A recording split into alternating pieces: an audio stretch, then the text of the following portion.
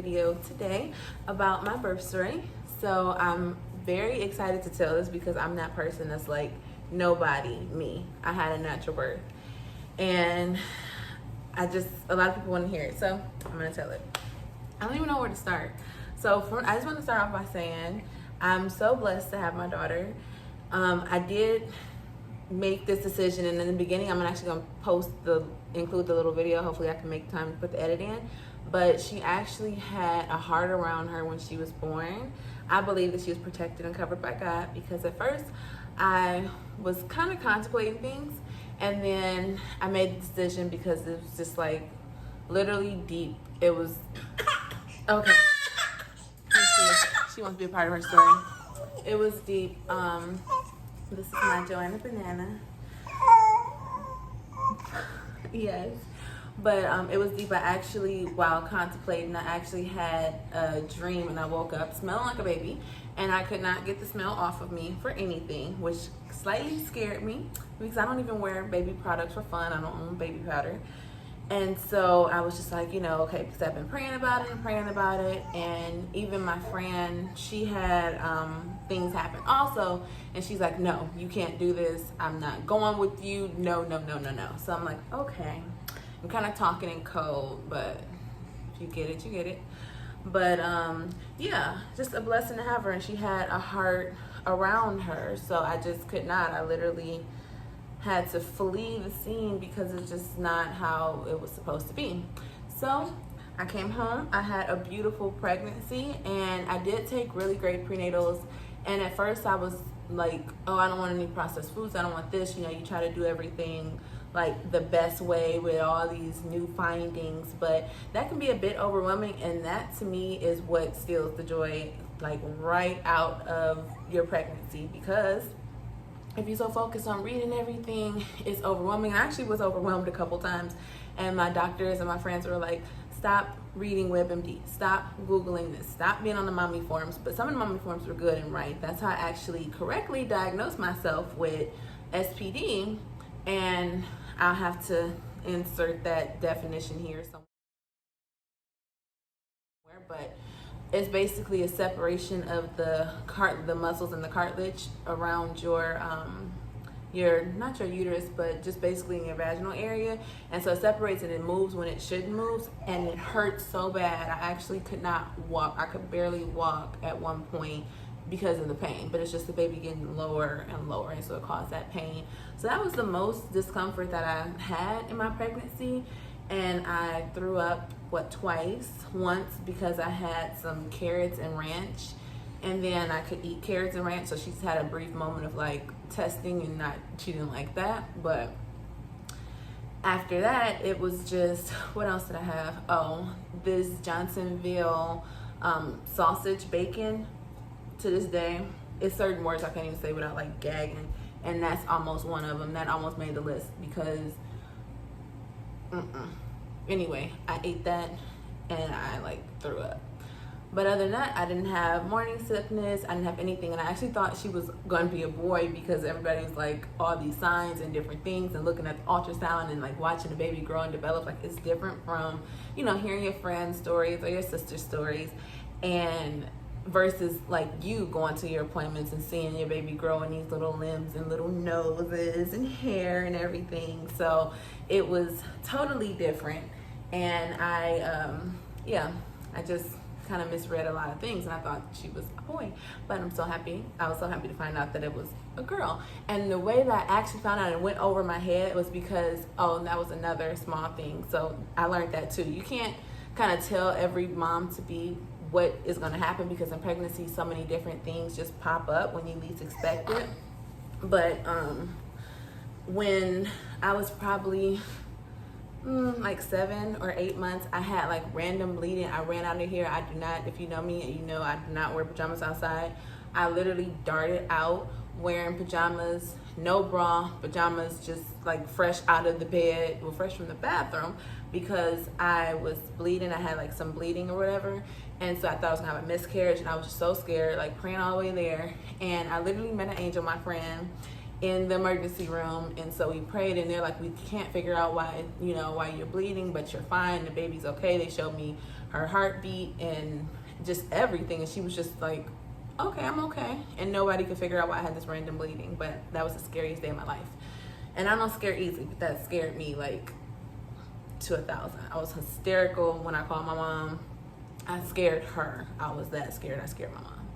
But yeah, so when the doctor came in before I was discharged, he was talking to me and he was telling me about his daughter, and it went over my head because people will kind of just assume or say different things. They say like, oh, you know, she or he, just loosely when you're pregnant, because like if you don't share what it is, they just kind of say it loosely.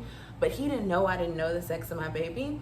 And he actually told me, but because I was in such a like state of relief and just trying to process everything and like calm myself back down, it went right over my head.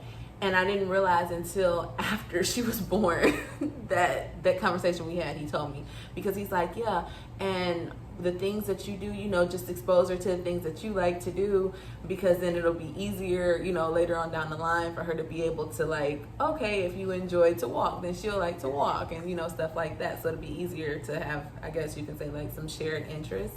And so he's like, yeah, so you'll be great with her. And he kept saying like with her, and I'm just like, okay, you know, I'm listening, but I'm like, okay, and kind of like asking him questions about his daughter and his life and everything like that, and just having regular conversation. So I leave and pregnancy goes on. I have a beautiful baby shower. Shout out to my family and friends that came. We had a great time. And then fast forward to December 11th, my favorite day in my life, December 11th, 2021.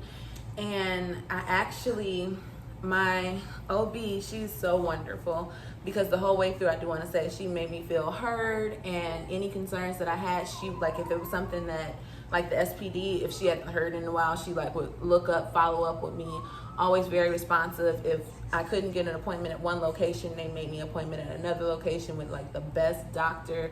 I literally had another OB that I went to, and I'm like, oh yeah, and I'm feeling the pain here. She like pulled back the sheet. She like, where? Like looking, and I was like, yes, you're on it. I don't have to like point. She's like just looking. I'm like, I like that. I feel safe in your hands. But yeah, so fast forward to the 11th. Actually, I was able to experience, and I learned too, that 8 to 10% of women actually, they have their water break before they go into labor. So I was part of a very small percentage who got to experience that. And I was so like concerned, like, is my water gonna break on the bed? Oh my God, I'm gonna have to buy a new bed. I don't want my water to break on the bed. Like, I was just thinking about all the possibilities. So I just kind of released it, and that's what happened too. That's why I feel like she came. So the night before, actually going back, so the week before, I was just kind of like, you know, everybody was anticipating me having a baby and kept asking questions and different things, and I started rocking, like, and doing the stuff on my ball. Like before, I wasn't really interested in the ball, but I was just like, okay, let me get on the ball some days. Let me just bounce. And so I started doing that like a week before, just randomly. And then I just kind of released the thought of everything, of like anticipating and having a baby and, you know, wanting my daughter here. So I was just like, you know what? I told her, I said, baby, you come when God tells you to and when you feel like you're ready. And I just stopped thinking about it, and I just went day by day. I literally started planning my Christmas dinner because her due date was New Year's Eve. So I started planning my Christmas dinner. I started planning everything, like my last holidays, like by myself without a child. And I'm just like going down, and I'm like, yeah, I got this. And my friends are like, yeah, this is your last one by yourself, and this, you're about to be a mom, and blah, blah, blah. And I'm just like, yeah, you know, I'm getting ready. I'm gonna make this, I'm gonna make that. And we just going over it. Then the 10th came, and it was like a movie, because this crazy windstorm came out of nowhere. So I'm laying here and I'm like, God, please don't let us lose power. The like covering of where the cars are is rattling like crazy, and the wind is like hitting against the window and just super loud, and moving my chair around, rocking it around. And when that happened, my back started hurting. Like as soon as the wind started picking up, my back started hurting so bad. So I started rocking and leaning and squatting, and like it was hurting really bad, but I used to have back pain. So I'm like, it's nothing I can't bear. You know, I was at the point in my pregnancy where I had to sit up sleeping anyway. So I'm just like, yeah, I got this. It's okay. I just got to do a little extra rocking. And somewhere in the midst of rocking and the wind blowing and just being tired, I ended up asleep. I literally woke up from a wonderful sleep that I just happened to drift into. I don't even know how I went to sleep. So when I woke up, my dad actually woke me up because he called me. And I wasn't gonna say this at first, but Dad, you irritated me. And I love you, but you irritated me with the conversation that we had. It was a 2-minute conversation. In the 2 minutes, he managed to irritate me. And I was just like, ugh, I'm going to Starbucks, because I was on this whole vanilla bean frappuccino kick. So I was like, you know, okay, I'm gonna lay here for a minute and then go to Starbucks. But then I started feeling like rolling water a little bit. So I was like, okay, well, let me get up and use the bathroom, because I thought I just had to, you know, pee and I could get back into bed. And then her dad actually texted me, like, can I get an update? So I'm like, I'll respond to that text later because I have to pee. And I was trying to like hold it back, but I still felt this rolling feeling. And I walked to the frame, like literally in the doorway of my door, and my water just broke. And I was just like, huh, okay. I thought I peed on myself. But then it kept coming. It was a different, like almost slightly slimy consistency and very warm. Like it wasn't hot, but it wasn't like pee warm. It's hard to describe, but it was warm, a different type of warm, a little slimy, and just kept coming. So I was like, wow. So then I called him. I'm like, my water broke, you know, don't be alarmed. I'm okay. It's okay. My water broke. Come on. So he's like, you know, leaving from work and heading over here and like talking on the phone, dripping amniotic fluid through the house because I had to take the alarm off the door. And then I'm like, okay, I can't keep dripping everywhere. So I stood in the shower and I called my mom, and she was like excited but trying to stay calm. And she's like, okay, well, don't stand up in the shower because that can cause issues or something, she said. So I'm like trying to sit down and I'm running water on me. And so her dad comes, I left the door unlocked, he comes in or whatever, and I had a moment. And I actually didn't want to go. I'm like, okay, yeah, I don't want to go. And not right now. Just give me a minute. Like, you know, I want to labor at home for a little bit. And my mom was like, your water broke. Once your water breaks, you have to go to the hospital. But I hadn't eaten. And I was just kind of like nervous. Like, just this nervousness washed over me. But I was ready, but I was nervous. So I kind of like, not clammed up, but just I had to get in a different headspace. So, yes. Yes, baby. Okay, almost done. So, okay, she's teething.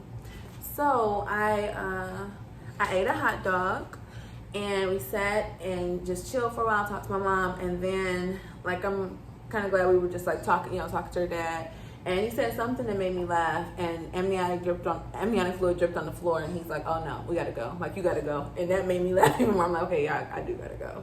So I put my little pad on and wobbled on down to the car. And it was a beautiful day. It was like such a beautiful day. And we drove there. I didn't have many contractions in the car, believe it or not. I had like my biggest contraction when I hit a high note singing Mariah Carey, trying to just like, you know, just be breezy about labor. And I was like, whew, no more singing for me, no more high notes. So we got there and the mommy parking was actually full, and I didn't want to go to the door because I was still on that whole, I know walking is going to help. I don't want to have to sit in here and them try to offer me, because I want to have an unmedicated birth. I don't want them to try to offer me medication. I'm going to try to be as far as long as I can. So I'm like, let's walk. So we walked in there, and I was able to like, you know, take pictures, and the guy at the front desk like, oh, I know what you're here for, you know, because I was kind of breathing like just a little bit, but not, I didn't think it was noticeable. I thought I was keeping my cool, but he knew, so I know he's seen a lot of pregnant women come through. And we got up to the room, and I'm kind of like sitting there doing my little videos, just talking about the room and everything like that, because they did have to check my fluid to make sure there was actual amniotic fluid and not urine again or pee again. So then they were like, okay, you know, you're admitted, we're gonna have a baby today. And they kept offering me, they're like, well, if you don't progress, you can get some Pitocin. And I'm like, no, I'm gonna have the baby natural. I don't want anything, my body can do this. And this one lady that came in to put in my IV, she's like, you know, you have faith in me, so I'm gonna have faith in you. You can do this, girl. I'm like, yes, I can. Thank you. Like, I just need y'all to just believe in me. So even if they didn't believe in me, I was gonna do it regardless. But we got into the room, and literally it's like every hour I dilated like 1.5 to 2 centimeters, and it just went. And we got there like 11, and I had her at like 9. So in like 10 hours, I dilated like 1 centimeter every hour. And then I remember, like, don't chew gum when you are pregnant. I mean, when you're in labor, because I threw up until I felt like I couldn't give anymore. Like, that was gonna almost make me cry. And I wasn't crying in pain with contractions or anything, but throwing up with nothing else to give in my stomach was gonna make me cry. So I'm like, what the heck? So they gave me something to stop me from throwing up, and then I was ready. I had my game face on again. My family's calling me, and because I'm here in Texas and my family's like in Michigan, California, Arizona, they're like everywhere. So, but you know, they're not here. So they were really supportive. My brother called me, and I took a picture actually when I was like 6 centimeters dilated. So I'm gonna try to edit that picture in too. No, actually I won't, because I was in my bra and panties, and I just don't want to share that. But I was very happy and content at 6 centimeters dilated, taking pictures and feeling good. Excuse me. So after I got done throwing up, and my cousin had called me, and her aunt, and she's like, you know, you having a natural birth? Oh, congratulations, you can do this. I'm like, thank you. And she's like, but you have to say something, you know, like a mantra to get you through the pain, through each contraction. And I was like, you know, okay, I can do all things through Christ who strengthens me. And they're like, I know that's right, girl. I'm like, yes, I can. So they're like, okay, you know, call us after you have a baby. You got this. And I'm like, yes. So I literally kept saying that just in my mind and listening to, I had my music, but I kept saying that. And so I'm leaning over, and I just remember feeling like a little bowling ball drop. Like, it felt like a bowling ball dropped down. And I was like, popped my head up. I'm like, oh my God, I just pushed. And I think I scared her dad a little bit, because he's like, what? And when I said that, like, I don't know, my nurse was about to come in and check on me already or something, but she like popped up as if they were listening in anyway. And she's like, we're about to have a baby. She's like, let me check you. And I could barely like kind of let her check me the way I was. I'm like trying to sit there, and she's like, you want to pull the panties? I'm like, cut them off, just cut it off. I can't lift up. So they checked, and they're like, yeah, we're gonna have a baby. As soon as they said we're gonna have a baby, like 20 people rushed in the room, and I was just like, oh my God, I'm like surrounded by people. And the nurse, I think the nurse anesthetist, I think that's what she's called, but she literally kept coming in before this moment, and she's like, do you want an epidural? I'm like, no, I told you, lady. But I was pushing, and I had a moment of just like thinking about all the possibilities, everything that could happen. So I'm like, I don't want to tear. I don't want to poop on myself. Oh my God. Like, I literally told my doctor, I'm like, can you support my perineum? And she's like, I got you, girl. Like, who stops in the middle of labor and say, support my perineum? And then I was like, did I poop on myself? They're like, if you did, it wouldn't matter. We got you. And I'm just like, okay. So once I got my mind past that, and one of the other nurses, she was just so amazing. She's like, come on, just do it, just push. She said a little something else, and I was just like, okay. And then like they kind of, in a moment, I was thinking like, where's her dad? And as soon as I said that, he like popped up, like, you got this, you know, like the next push, we're gonna have our baby, And I was like, yeah, I got this. And so literally as soon as he said that, that was like the 5th push, and I got our baby here. So that was great. And then she came out, and my placenta actually tore. So not only did I have to deliver the placenta, but it had to be delivered manually in pieces. And if you had that happen to you, you are a trooper, a super trooper, because it hurts so bad. Like, they were like, look at the baby, oh, you know, focus on the baby. I could not focus on the baby. Like I was happy, but I couldn't wrap my mind around that because it's like I just had a child come out of me and now something's going back into me to pull something out. That was the worst pain ever. But then, you know, she was born, they got everything together. I didn't have to get hospitalized for that. But I did have a lot of swelling in my feet, which scared me a little bit. But that ended up going down with a lot of water, being pregnant. And after having a baby, drinking a lot of water is definitely helpful. But I'm going to have to cut this short. I might make a part 2 because my baby's past her bedtime. She's upset. So I'll talk to y'all sooner and later.